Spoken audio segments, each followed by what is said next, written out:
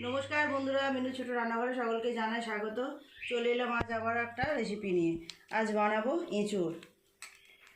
বাজার থেকে টাটকা টাটকা এঁচোড় কিনে নিয়ে এসেছি। আমি এইভাবে কেটেও নিয়েছি, পরিষ্কার করে এইরকম বড় বড় সাইজের কেটেছি। আর এর সাথে তো আলু দিতেই হয়, আলু এইভাবে কেটেছি। এঁচোড়ার আলুটাকে সিদ্ধ করে নেব। এখন তো সবে বাজারে নতুন এঁচোড় আসছে, খেতে খুব ভালো লাগবে। তবে আজ আমি চিংড়ি দিয়ে বানাবো না, এমনিই বানাবো। আদা রসুন পেঁয়াজ দিয়ে এইভাবে রান্না করলেও খুব সুন্দর খেতে হয়।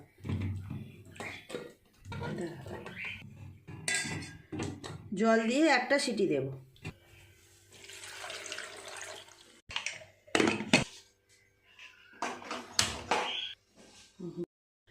এঁচোড় সিদ্ধ করে একটা সিটি দিয়ে নামিয়ে রেখেছি। এবার রান্নাটা করে নেব। কড়াই চাপিয়ে দিয়েছি, গরম হয়ে গেছে। দিয়ে দেবো পরিমাণ মতো তেল।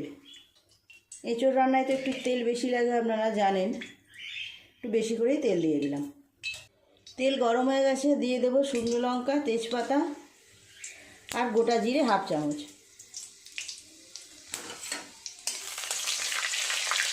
এঁচোড় খেতে তো সবাই খুবই ভালোবাসে, যেভাবেই রান্না করা হোক।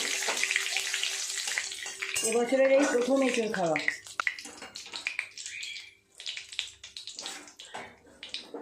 ফোড়নটা ভাজা হয়ে গেছে, দিয়ে দেবো পেঁয়াজ কুচি। দুটো পেঁয়াজ মিডিয়াম সাইজের এইভাবে কুচিয়ে রেখেছিলাম, দিয়ে দিলাম। খুব ভালো করে পেঁয়াজটা নেড়ে চেড়ে একটু ভেজে নেব। পেঁয়াজটা ভালো করে ভাজা হয়ে গেছে। এর উপর দিয়ে দেবো রসুন বাটা 1 চামচ পরিমাণ, আদা বাটা দেবো 1 চামচের একটু বেশি। ভালো করে আদা রসুন পেঁয়াজটা আর একটু নেড়ে চেড়ে কষিয়ে নেব।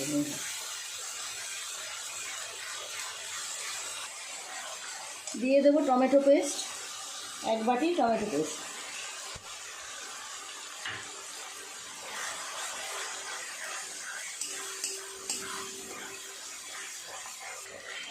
মিনিট 2 এইভাবে নেড়ে চেড়ে সমস্ত মশলাটা ভালো করে কষিয়ে নিয়েছি। এরপর বাকি মশলাগুলো দিয়ে দেবো। 1 চামচ লঙ্কা গুঁড়ো, হলুদ গুঁড়ো দেবো 1 চামচ, 1 চামচ পরিমাণ নুন। নুনটা অবশ্যই স্বাদ মতো দিতে হবে।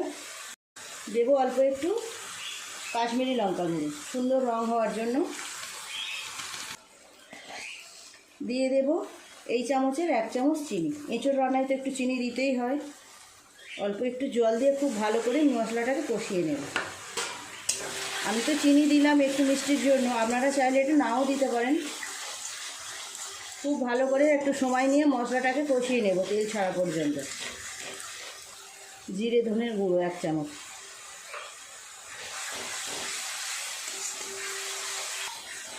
খুব ভালো করে মশলাটাকে কষিয়ে নিয়েছি। দিয়ে দেবো সিদ্ধ করে রাখা আলু আর এঁচোড়।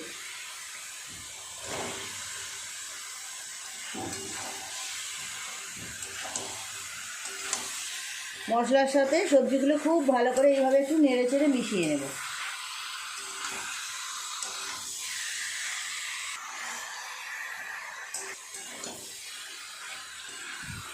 5-7 মিনিট সময় নিয়ে এইভাবে এঁচোড় আলুর সাথে এই মশলাটাকে কষিয়ে নিতে হবে খুব ভালো করে। যত ভালো কষানো হবে রঙও ভালো হবে, টেস্টও ভালো হবে।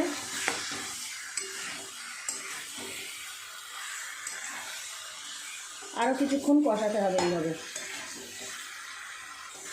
7-8 মিনিট সময় নিয়ে খুব ভালো করে সবজিগুলোর সাথে মশলাটাকে এইভাবে কষিয়ে নিলাম।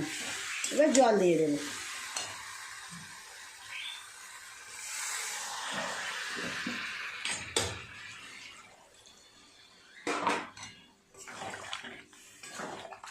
আর একটু জল দিতে হবে।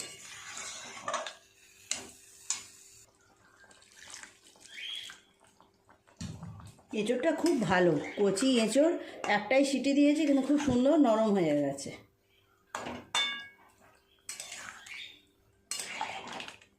কিছুক্ষণ ফুটিয়ে নিলেই হয়ে যাবে পুরোপুরি রেডি। বেশ অনেকক্ষণ সময় নিয়ে এঁচোড়টাকে এইভাবে ফুটিয়ে নিয়েছি। গ্রেভিটাও একদম কমে গেছে। এইরকম গ্রেভি নামাবো। ওপর থেকে একটু গরম মশলা ছড়িয়ে দেব।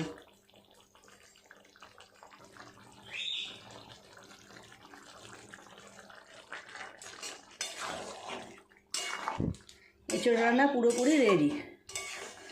আপনারাও এইভাবে একবার বানিয়ে দেখবেন বন্ধুরা। অনেকে কাটতে ভয় পায়, কাটা এমন কিছু কষ্ট না, দারুণ সুন্দর টেস্ট হয়। অন্য জায়গায় ঢেলে নেব।